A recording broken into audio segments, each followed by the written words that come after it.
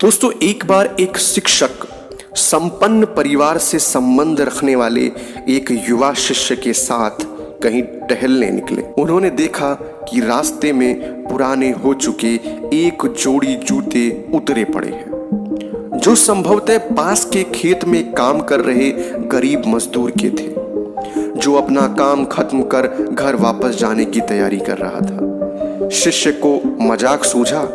उसने शिक्षक से कहा, गुरुजी, क्यों ना हम ये जूते कहीं छिपा कर झाड़ियों के पीछे छिप जाएं? जब वो मजदूर इन्हें यहाँ ना पाकर घबराएगा तो बड़ा मजा आएगा। शिक्षक गंभीरता से बोले, किसी गरीब के साथ इस तरह का भद्दा मजाक करना ठीक नहीं है।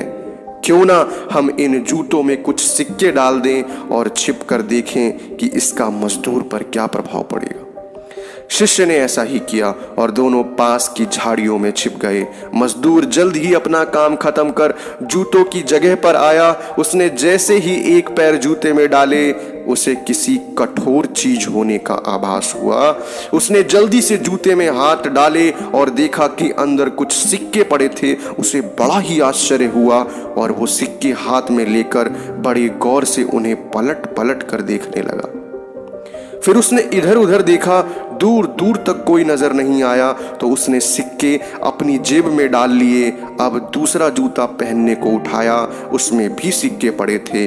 मजदूर भाव विभोर हो गया, उसकी आंखों में आंसू आ गए। उसने हाथ जोड़ ऊपर देखते हुए कहा, हे भगवान, समय पर प्राप्त इस सहायता के लिए उस अनजान सहायक का लाख लाख धन्यवाद।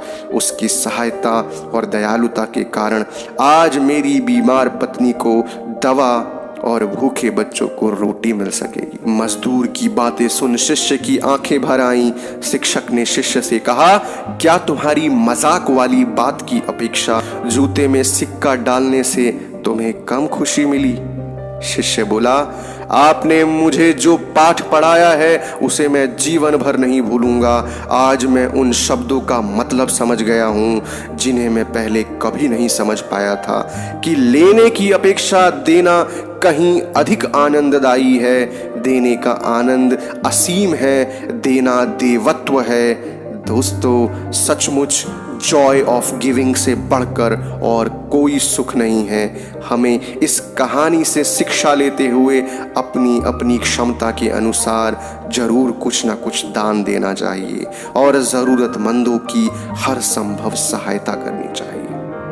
तो दोस्तों, अगर यह कहानी आपके दिल तक पहुंच पाई है तो कहानियों का ढाबा चैनल को सब्सक्राइब कीजिएगा, वीडियो को लाइक कीजिएगा। हम आपके लिए ऐसी ही शानदार कहानियां सदैव लाते रहेंगे। धन्यवाद।